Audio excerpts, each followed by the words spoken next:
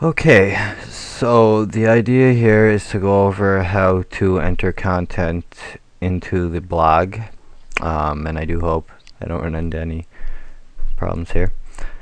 So the main thing, of course, is the portfolios. There's a portfolio categories item here. You can go into that to set the create categories and whatnot. I'm not going to get into that too much. So from the portfolio section here, you can see I sorted this out so you get a little bit of an overview here, the headline and the source. You can also click here to view. There's a link here if you want to have a look at the article and make sure the link is correct, basically. So let's go to add new and we'll run through a test here and see if it's working okay. So we'll call this our test item, and I guess I'll use that as my headline as well for now. Say that comes from the eye, and the link is example.com. The SEO stuff, certainly feel free to fill that out. That's the title and description that will show up in a search engine, and you can also prevent it from showing up in a search engine, but I certainly don't think you'd want to do that. So that's all the custom information there, the headline, the source, and the link. Let me get some content here. So the main content shows up here. That's what we get when we go to the read more link. The excerpt here will show up on the category page, basically. And we select a category. Let's call it a feature. Set our featured image. Go with the cache. Of course, you can upload another one here. And publish. So I'm just going to click this view page link here. Test item, we got our title, our headline, our date, category, share buttons are okay. This here is supposed to be closely together, obviously, so sorry about that. Link at the bottom, and then this click to enlarge has to be replaced with a link to the external site. So I'll probably just go ahead and sort that out right away.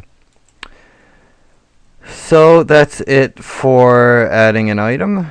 That's really all there is to it.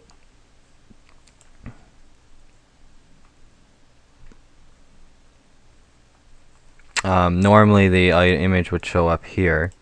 The reason it didn't is because I didn't upload this image. It was one that was already there. Newly uploaded image would show up here, which may not be important anyway. So that's the most important thing, the portfolio. As far as partners and key points go and work, it's basically the same thing. Partner logo, we just have an image, a title, and a link.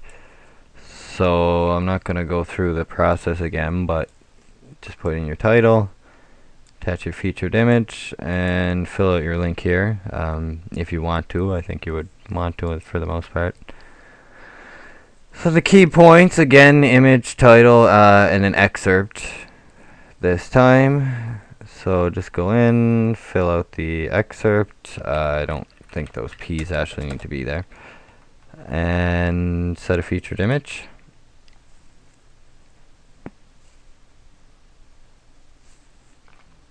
And work, same basic thing. We got an excerpt from to job title.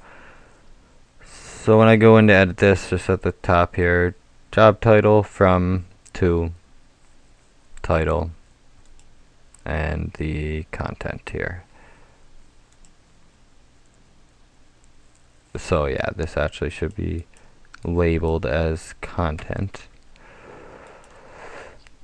So that's basically it. And we also have the pages, like if you wanted to edit the rest of the resume, you see in CV here, the resume is just a page, and then I set the template to resume, and that automatically combines the work experience with it. That's just so that you can more easily enter your work experience. I broke it up that way.